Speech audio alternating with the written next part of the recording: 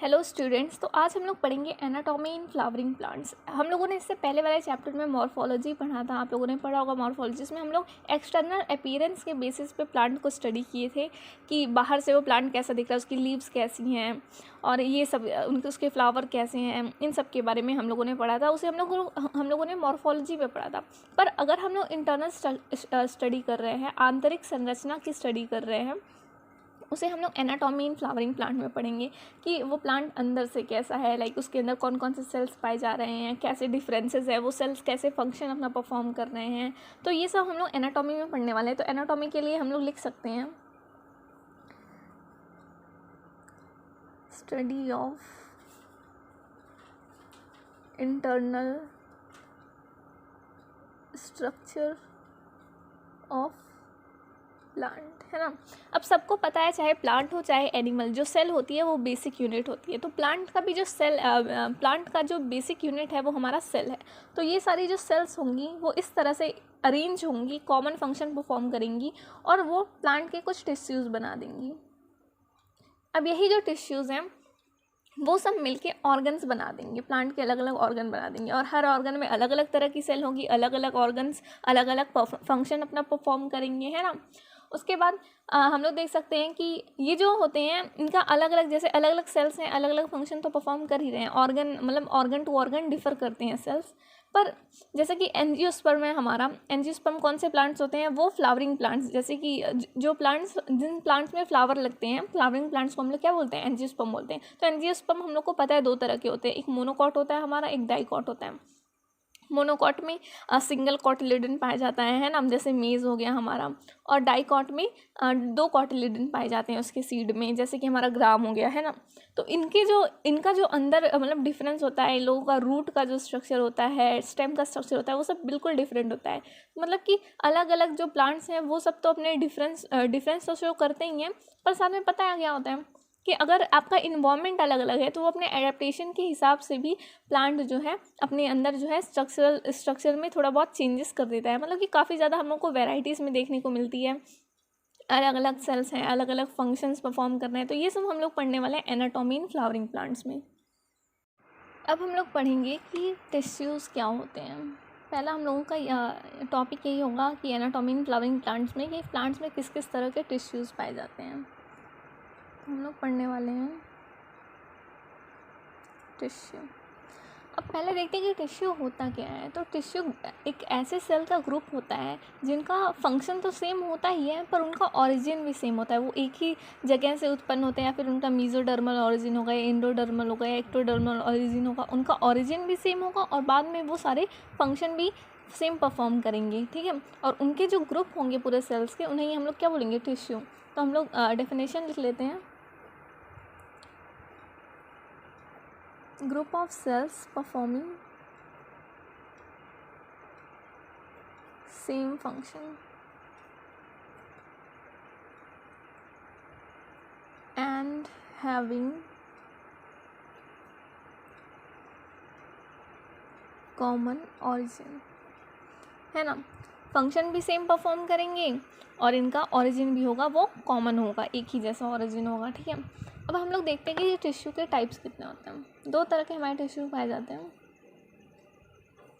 एक हमारा होता है मेरिस्टेमेटिक और एक हमारा होता है परमानेंट होता है हमारा। तो दो तरह के टिश्यूज़ हम लोगों को देखनी है इस पूरे चैप्टर में, परमानेंट टिश्यू और मेरिस्टेमेटिक टिश्यू, है ना। प्लांट्स में किस किस तरह की मेरिस्टेमेटिक टिश्यू पाई जाती है और परमानेंट पाई जाती है। तो हम लोग पहला हम लोगों का टॉपिक यही होगा, मेरिस्टेमेटिक टिश्यू क्या होते हैं। देखिए हम लोगों ने किस बेसिस पे डिवाइड किया है इन लोगों को। मेरिस्टेमेटिक वो टिश्यूज़ होती हैं जो डिवाइड कर सकती हैं बाद में, है ना। ये बार बार डिवाइड कर सकती हैं और ज़्यादा ग्रोथ में हेल्प करती हैं। पर हमारी जो परमानेंट वाली होती हैं वो परमानेंट हो चुकी हैं, वो अब डिवाइड नहीं कर सकती हैं, वो स्ट्रक्चर बना चुकी हैं, उनका अब वो डिवाइड करने के कैपेबल नहीं रह चुकी हैं। और मेरिस्टेमेटिक वाले जो हैं वो अब डिवाइड कर सकती हैं। तो हम लोग देखते हैं कि वो ये डिवाइड करने वाली सेल्स किस किस तरह की होती हैं, क्या होती है, उनका कैसा फंक्शन होता है, ये सब हम लोगों को मेरिस्टेमेटिक टिश्यू में देखना है। तो मेरिस्टेमेटिक टिश्यू में हम लोग देखते हैं पहले मेरिस्टेम क्या होता है।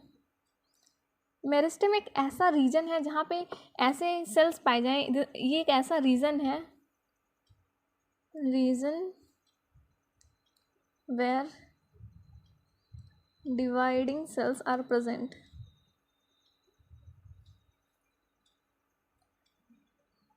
तो मेरिस्टेम एक ऐसा रीजन है जहाँ पे डिवाइड करने वाली सेल्स प्रेजेंट होती हैं, है ना। अब जो हमारा मेरिस्टेम हमारा एक तो ग्रीक वर्ड से आया हुआ है और इसका मतलब होता है डिवाइडेड, मेरिस्टेम का मतलब होता है डिवाइडेड। तो मेरिस्टेम भी काफ़ी, ये ऐसे ऐसे रीजन्स होते हैं प्लांट में, ऐसे ऐसे रीजन्स जहाँ पे डिवाइडिंग सेल्स प्रेजेंट होती हैं और वो ग्रोथ के लिए, डेवलपमेंट के लिए प्लांट के इंपॉर्टेंट होती हैं। तो ऐसे रीजन्स को हम लोग मेरिस्टेम बोलते हैं। अब ये जो मेरिस्टेम होता है, अगर वो कहीं ऐसे जगह पे पाया जाए जो कि, जैसे ये हमारा मान लेते हैं ये हमारा शूट का टिप है, फिर ये हमारा पूरा प्लांट हुआ, यहाँ पे अपना ब्रांचेस वगैरह होगा, और ये हमारा सॉइल का लेवल, ये हमारा रूट का लेवल। तो अगर ये रूट के टिप पे पाया जा रहा है या शूट के टिप पे पाया जा रहा है, तो इसे ही हम लोग क्या बोलते हैं, एपिकल मेरिस्टेम बोलेंगे, है ना। क्या बोलेंगे, एपिकल मेरिस्टेम। यानी कि meristem which occur at the tip of root and shoot and produce primary tissue are called as apical meristem. ये प्राइमरी टिश्यूज फॉर्म करेंगे बाद में, है ना। अब रूट एपिकल, अब ये भी दो तरह के हो गए, एक शूट वाला हो गया, एक रूट वाला हमारा हो गया। तो रूट एपिकल मेरिस्टेम जो होता है वो टिप के रूट, लाइक रूट के टिप पे पाया जाता है ना। और जो शूट एपिकल मेरिस्टेम होता है वो यहाँ पे सबसे दूर ऊपर, सबसे ऊपर वाली जगह पे, यानी कि शूट पे पाया जाएगा, शूट के टिप पे पाया जाएगा। अब अगर इन्हीं सब के बीच में कि जब लाइक शूट एपिकल मेरिस्टेम होता किस लिए है, ताकि वो लीव्स का फॉर्मेशन करवा सके। यहाँ पे जब सेल्स डिवाइड होंगे तो यहाँ से लीव्स निकलेंगी और जो स्टेम है हमारा इलोंगेट कर सके और बड़ा हो सके। तो कुछ सेल्स जो होती हैं पीछे छूट जाती हैं। मान लीजिए यहाँ पे आपका एक लीफ है और यहीं पे कुछ सेल जो है मेरिस्टेम की वो पीछे छूट गई, तो ये हमारा एक्सिलरी बड बना लेती हैं। ऐसे हम लोग नाम देते हैं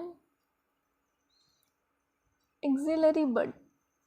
अब ये जो एक्सिलरी बड है, ये लीव के एक्सिल्स के पास पाया जाएगा और इसके पास बहुत ज़्यादा कैपेबिलिटी होती है कि ये किसी ब्रांच में या तो फिर डेवलप कर जाए या तो किसी फ्लावर में डेवलप कर जाए। हम लोग देखते हैं कि इंटरकैलरी मेरिस्टेम क्या होती है। तो ऐसे मेरिस्टेम जो मैच्योर टिश्यूज़ के बीच में पाए जाएँ, ऐसे ऐसे यहाँ पे ऐसे ऐसे मैच्योर टिश्यूज़ के बीच में पाए जाएँ, उन्हें क्या बोलते हैं, इंटरकैलरी मेरिस्टेम बोलते हैं। जैसे कि हम लोग देखते हैं कि जो चारावाए होते हैं, गाय भैंसों को ले आते हैं फील्ड्स में और फिर वहाँ पे क्या होता है कि वो लोग ऊपर वाला जो हमारा ये होता है शूट एपिकल मेरिस्टेम होता है, उसे खा जाते हैं। तो यहाँ पे हमारा जो इंटरकैलरी मेरिस्टेम होता है वही फिर बाद में ग्रोथ के लिए हमारा रेस्पॉन्सिबल होता है। और ये जो हमारा एपिकल मेरिस्टेम है और इंटरकैलरी मेरिस्टेम है, ये दोनों मिलकर क्या बनाता है, ये दोनों मिलकर हमारा प्राइमरी मेरिस्टेम बनाता है। क्योंकि ये प्लांट की जो शुरुआती लाइफ है वहाँ पे दिखाई देता है और ये प्राइमरी प्लांट बॉडी बनाने के काम आता है। इसलिए हम लोग एपिकल मेरिस्टेम को और इंटरकैलरी मेरिस्टेम को क्या बोलते हैं, बोलते हैं उन्हें प्राइमरी मेरिस्टेम का नाम देते हैं। ठीक है,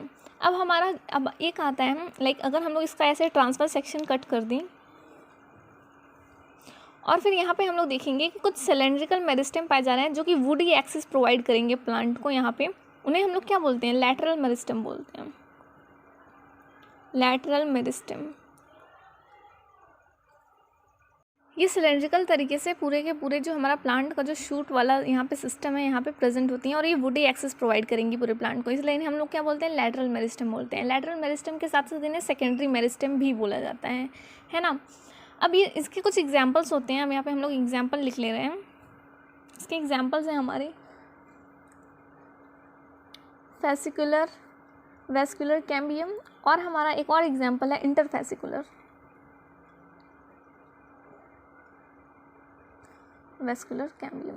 ये सारे जो हैं हमारे, और ये सारे जो हैं हमारे लैटरल मेरिस्टेम के एग्जाम्पल्स हो गए हैं। ठीक है, ये सेकेंडरी टिश्यू प्रोवाइड करते हैं, मतलब कि फॉर्म करते हैं। और ये जो हमारा एपिकल मेरिस्टेम था और इंटरकैलरी मेरिस्टेम था, ये हमारा प्राइमरी टिश्यू फॉर्म कर रहा था।